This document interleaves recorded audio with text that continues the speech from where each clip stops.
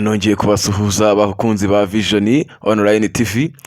Mwari mumaze iminsi mwarambuze mwibaza ati se umuhungu wanyu yagiye hehe? Naho nagiye ndacyahari wese. Wana ntago nagiye gupfa, ndahari wese umuhungu wanyu. Mwibazaga ati se nagiye hehe? Ndahari wese. Rero mugiye ikibazo nagarutse umuhungu wanyu. Wana we wakoze subscribe nongeye kugushimira, kandi nawe utarayikora nizeye ko isaha n'isaha ugomba kuyikora.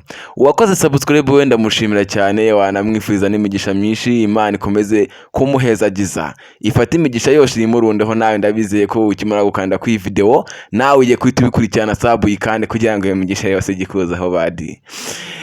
Abari impande z'igihugu ndabazi, bamwe mu majyepfo, mu majyaruguru, asirazuba, iburengerazuba, nongeye kubasuhuza, nizere ko mufite ibyishimo byinshi kandi mwishimye muri aho mutekanye.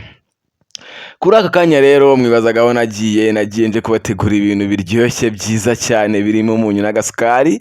Kuri skiri zanyu muri kuhabona muri kuhabona iki? Muri kuhabona moto ziri kugurishwa ku mafaranga make cyane. Murabizi rero umuhungu wanyu ntago nagenda ngomba kubita ibintu bya feke wapi, banabateguriye boro za hatari.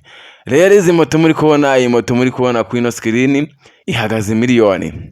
Iyi moto ni nziza cyane, iruzuye, ni fo ya moto ugendaho ukumva ko wajya nguri ku ndege. Ntimugire ngo ni ibintu byo editing. Iyi moto namwe ko muri kubibonera murabona ko irakubiye, iruzuye, ibyangombwa byose biruzuye, nta kintu na kimwe wayinganya.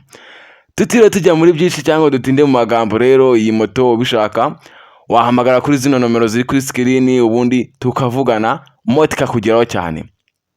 Kandi iyi moto ndabikubwiza mukuri rizewe cyane, ni ya moto utazavuga ngo narahendwe cyangwa ibiki. Ni ya moto ikomeye, urabona amapine iruzuye, iracyari shyashya. Ni iyi moto rero uyishaka nta handi wayishakira kuri izi nomero, waduhamagara tukabasha kuba twavugana, moto ukaba wayibona. Niba rero ushaka moto waduhamagara kuri ino nomero ziri kuri screen yawe. Ciao ciao.